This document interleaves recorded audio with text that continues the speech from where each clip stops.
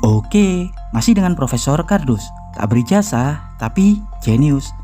Tahukah Anda, di abad ke-21 ini, terutama setelah diberlakukannya perjanjian non-proliferasi nuklir pada 1 Juli 1968 yang berisi pembatasan kepemilikan senjata nuklir, pelucutan senjata nuklir, pelarangan penggunaan senjata nuklir, kecuali bagi para anggota Dewan Keamanan Tetap PBB pemilik hak veto, yang notabene mereka dianggap sebagai negara-negara yang telah sukses mengembangkan senjata nuklir sebelum tahun 1968 seperti Amerika Serikat, Rusia, Inggris, Prancis, dan Cina. Namun meski begitu, tak serta-merta mereka bebas menggunakan nuklir, terutama untuk eksploitasi senjata militer.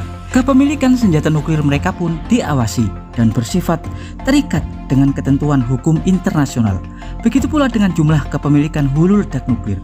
Tercatat, pada era sebelum 1986, jumlah hulu ledak nuklir di bumi yang dimiliki oleh kelima anggota Dewan Keamanan Tetap PBB atau negara-negara pemilik senjata nuklir sebanyak lebih dari 70.000 hulu ledak nuklir segala daya, mulai dari skala kiloton TNT hingga megaton TNT. Ya, dan kali ini Profesor Kardus akan mengulas tentang penggunaan dan peledakan nuklir untuk perdamaian. Tapi sebelum Profesor Kardus mengulasnya, jangan lupa ya like dan subscribe di channel Profesor Kardus. Tak berijazah, tapi jenius. Untuk mendapatkan informasi dan notifikasi-notifikasi terbaru dari sudut-sudut bumi dan sudut-sudut alam semesta lainnya. Diketahui, tercatat hingga 2014 kemarin, jumlah hulu ledak aktif di seluruh dunia tersisa kurang lebih sekitar 13.080 unit hulu ledak, jauh lebih menurun. Hal itu karena kebijakan pelucutan dan pengurangan kepemilikan senjata nuklir. Sebagai contoh, Rusia. Diketahui hingga tahun 2013, Rusia telah melucuti sekitar 500 ton HEU atau Highly Enriched Uranium atau uranium yang diperkaya sangat tinggi. Dalam hal ini terkait dengan inti senjata nuklir.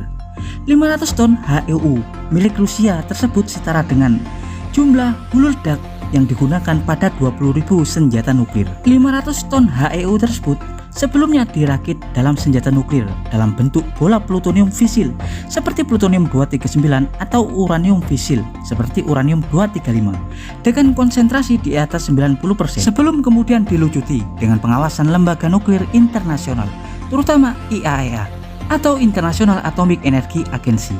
Pada tahun 1994, Rusia diketahui menyepakati kerjasama dengan Amerika Serikat, di mana Amerika Serikat akan membeli sekitar 500 ton HEU atau Highly Enriched Uranium hingga tahun 2013 senilai 13 miliar dolar Amerika Serikat, di mana HEU tersebut nantinya akan diubah menjadi LEU atau Low Enriched Uranium atau uranium yang diperkaya rendah. Caranya adalah pertama, logam atau bola plutonium atau uranium HEU akan dikeluarkan dalam hulu ledak dan akan dioksidasi hingga menjadi serutan sebelum kemudian diubah menjadi uranium hexafluoride yang kemudian diberi campuran gas dan uranium fertil atau uranium yang diperkaya rendah sebelum nantinya diolah lagi menjadi palet bahan bakar reaktor nuklir. Bukan hanya Rusia, negara lain seperti Amerika Serikat, Inggris, Prancis, dan Cina juga melepaskan dan melucuti banyak hulu ledak nuklir mereka.